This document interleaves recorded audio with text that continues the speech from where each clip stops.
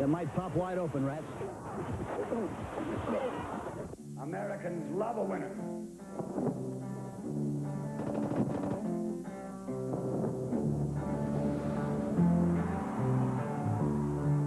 Hey, me then. I know what you're thinking. Mamma mia, that's a spicy meatball.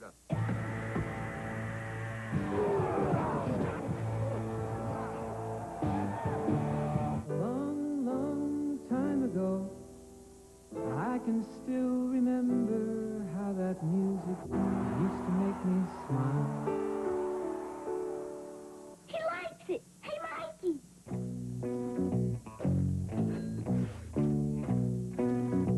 Well, I'm not a crook.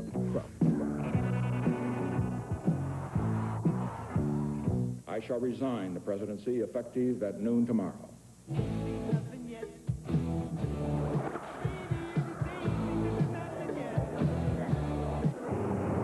We are two wild and crazy guys.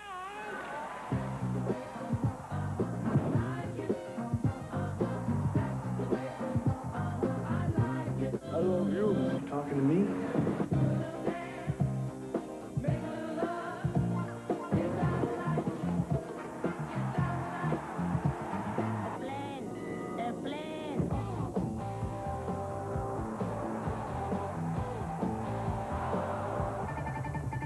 The American embassy in Tehran is in the hands of Muslim students tonight.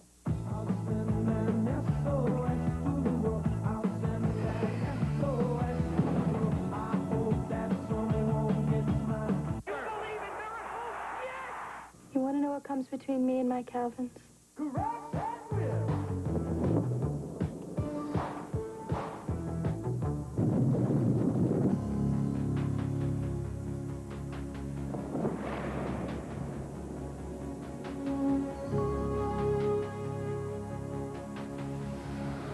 It's worth $70,000.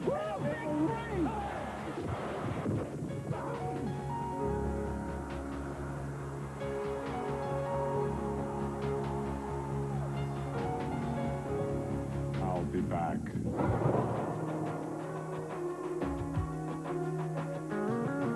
Rose has eclipsed Cobb. I'm the Punky QB. That one registered 3.8.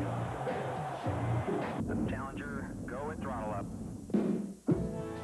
Behind the bag. It gets through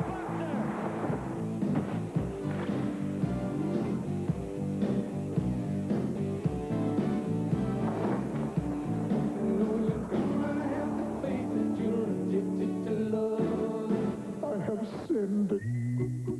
He's going to be one of the great vice presidents.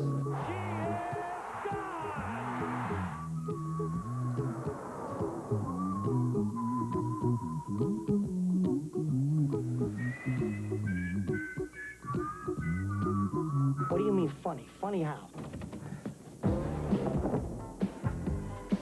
Can't touch this.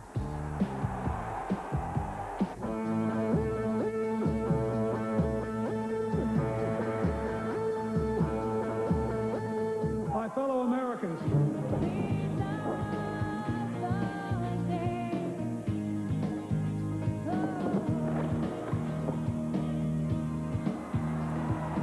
Life was like a box of chocolates.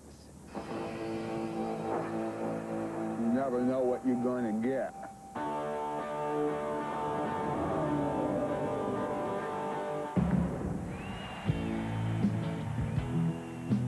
What the hell were you thinking?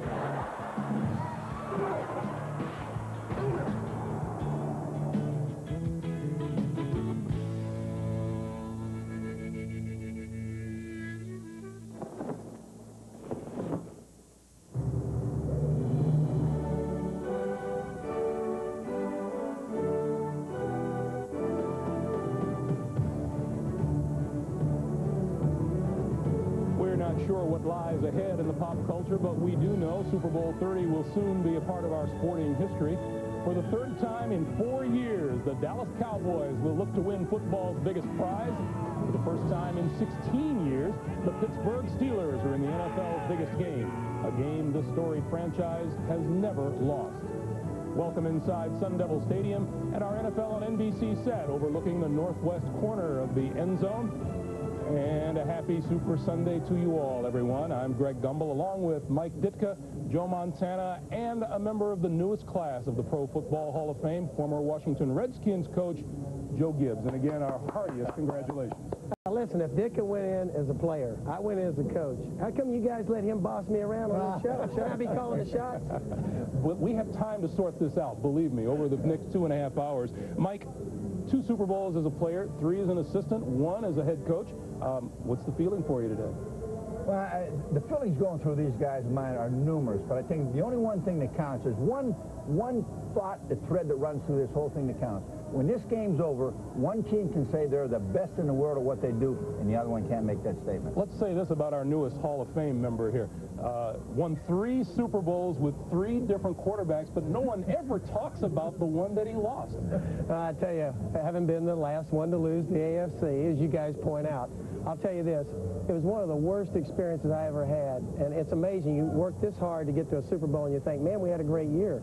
You lose this game, I would tell the players and coaches here today, it's something you never forget. Yeah, Joe Montana never experienced that. The fans are used to seeing you in uniform at a Super Bowl down on the field. How's it changed for you over the years? Well, I remember when I first came into the league, I was excited to be in the NFL. And come the end of that year, being 2-14, we had 0 chance to go to the Super Bowl. So I attended my first one, and I had a blast, all the parties and all that thing. But I later found out that it was a lot better being in the game. All right, Joe.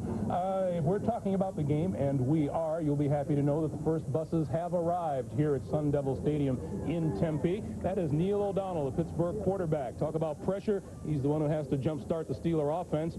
Emmitt Smith, one of the big 3 in the Dallas offense. His ground game is absolutely key for the Dallas Cowboys today as they look for their 3rd Super Bowl title in 4 years. This is the Cowboys' 8th Super Bowl appearance, the most ever. They are 4-3 in the previous 7. Jim Gray will be covering the Cowboys throughout the day. He joins us now with a report. Jim. Greg, thank you very much. Well, it has been a very quiet morning for the Cowboys. There is some good news for them, however. Charles Haley will start today. We spoke to Charles. His back is feeling a little bit rough, but he's over the flu. He's just mostly concerned about his stamina, but he will start, and he will pick the number of plays that he will play. Now, offensively, they're going to send Deion Sanders out on offense very early in the game to see the coverage that he attracts. If it's single coverage, Deion will play a lot on offense today because Troy Aikman told me that there's nobody that can stop this guy one-on-one. I spoke to Troy as he went in the locker room. He told me he's feeling much more calm than he has in his past 2 Super Bowls, that he really hasn't had the anxiety. All that's killing him right now is the weight. And one final thing here, this is the game ball that they'll use today. They're using 96 of these balls today because they're going to auction them off, the NFL will, after the game. These balls have this oil protectant on them. They are very slick. Now, Neil O'Donnell is the home team quarterback. He spent a lot of his time this week rubbing these balls down, so they're not as slick. But both quarterbacks are very concerned, and quite frankly, they're not very happy about it. Let's send it across the way to Will McDonough with the Steelers preview. Jimmy, thanks very much. We wish Neil could have talked to us today so we could have done this report with him. What we wanted to ask him about is 2 questions people have talked about all week. How's his throat? Like a lot of people out here in Desert Air this week, our own Joe Gibbs, he had laryngitis. And secondly, is he uptight? A lot of people that have seen him this week think he's more uptight than usual. We couldn't get him. We got his offensive coordinator, Ron Earhart, to ask him these questions. Ron, you've been around Neil O'Donnell all week. How do you think he is right now for this ball game? Oh, I think he's very well poised, cool. Yeah, he had a little throat thing on Wednesday, but that's all gone, just like, you know, little colds and things like that. But we're all set to go, Will. Everybody says that it would be important for Neil at the beginning of the game to come out and hit a few passes. You're the guy that's going to be calling the shot here today. What do you think? Well, we're going to keep our plan like we have. We're going to have a good mixture, and he'll do that.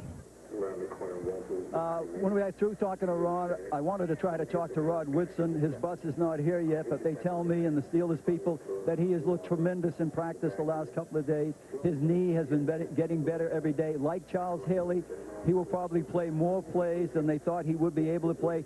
Not as much in coming up to pressure the run, but more in pass coverage.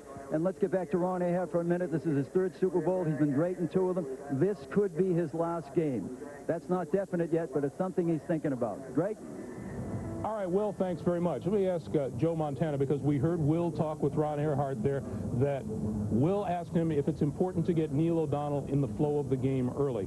is it, and particularly because this is O'Donnell's first trip to the Super Bowl, whereas Troy Aikman is a veteran of sorts? I think it's more important for Neil to get on a roll early. He doesn't have to go and try to score a touchdown, but he does have to get confidence in his ability and not be worried about, oh, guy, I'm 0 for 4, 0 for 5. You got to give him some things that he can work with to get that confidence. He's going against another guy who's been here, so that guy's going to be a little bit more relaxed coming into this game. And as you already heard them talking about the footballs, and Jim, one thing about the quarterbacks, they love to get those balls rubbed down and get it the right way. You know, Neil's thinking about throwing the ball a lot. Otherwise, he wouldn't have done all these things with balls. We had guys who used to take the ball, dip them in water, throw them in a dryer, try to get some of that slick stuff off. Okay, Mike, we will get very specific as the day goes on, but nobody this week here in Arizona is giving the Steelers much of a chance in this game. Greg, you're right, but they've already circled the wagons. And let me tell you what they got to do. They got to take on the attitude of the Steelers of the 70s. They got to bring back Jack Ham, Jack Lambert, Mel Blount, Joe Green. They got to go out there and play smash mouth football. They got to get the Cowboys so distracted by slapping them around a little bit that they forget they're playing football. And we aren't making things up here, Joe. You and I rode to the stadium this morning. The airwaves were full of nothing but Cowboys, Cowboys, Cowboys. But you love Dicka, man. I love you, Mike. I love you. Yeah, we did. And I tell you, though, Greg, we've already seen upsets in these playoffs. Kansas City, the 49ers. Hey, listen, all Pittsburgh has to do is play their game. Today, I think they've got to do a great job with their adjustments. Hide their safeties in the secondary. Don't let Dallas get a beat on them. Hey, play a great football game. Dallas makes a few mistakes, and we got another upset. All right, guys. We are just getting started here in Tempe. Still plenty more to come. Coming up, a look back at the first two Super Bowl meetings between the Steelers and Cowboys. He's a flying touchdown.